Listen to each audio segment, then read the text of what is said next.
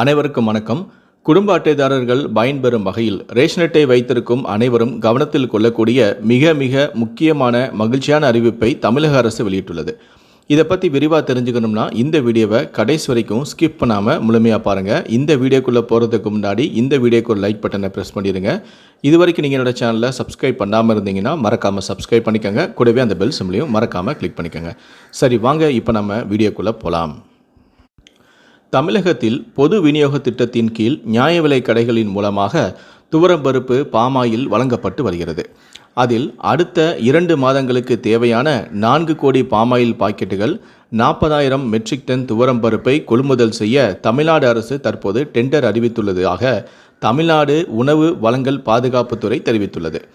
மேலும் பொது விநியோக திட்டத்தின் கீழ் பாமாயில் மற்றும் துவரம்பருப்பு ஆகியவை வழங்குவது நிறுத்தப்படுவதாக வெளியான தகவல் தவறானது என்றும் தெரிவித்துள்ளது.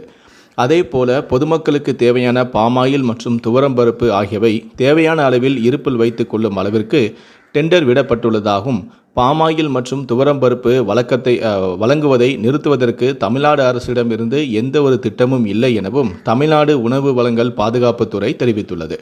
வரும் 27ஆம் தேதிக்குள் டெண்டர் எடுக்க கூடிய நிறுவனங்கள் அதற்கான விண்ணப்பத்தை சமர்ப்பிக்க வேண்டும் எனவும் அறிவிக்கப்பட்டுள்ளது.